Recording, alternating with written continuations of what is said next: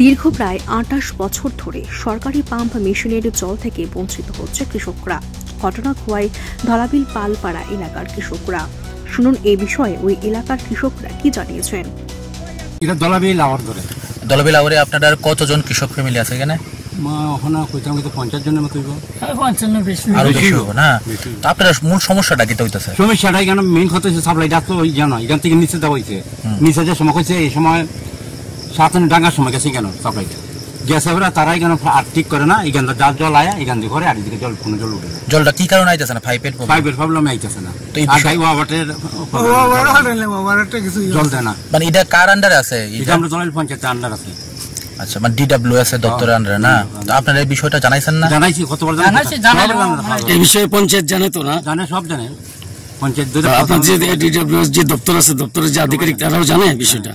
তো আপনারা এখন মানে মূল সমস্যাটা কি হইতেছে? মূল সমস্যাটা একবার আল বাইছি একসাথে শুনেছি সব ফাইটে গেছে।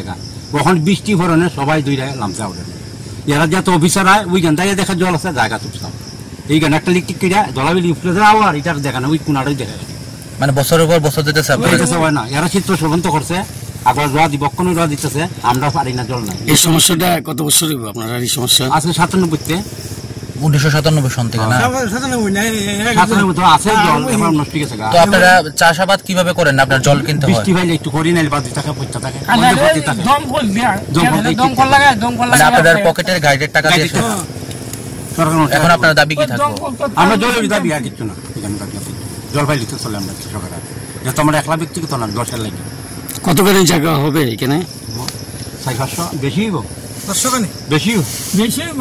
মাত্র বেশি হয় এখান থেকে বেশি হইব, কম নেই। অনেক জায়গা বাড়ি কম নেই। ওই এখান থেকে ওই জাম গাছটা পর্যন্ত একদম দিন এখন এই আবার লই আসে না। আপনাদের মাধ্যমে আমরা মাননীয় মুখ্যমন্ত্রী কাছে আবেদন রাখছি আগে, যাতে আমরা অতি সত্ত্বর আমরা সাপ্লাইটা ঠিক করে দেয়, আমরা যাতে জল পাই, কৃষিকাজ করতে পারি। এটা তো ধান জমি না?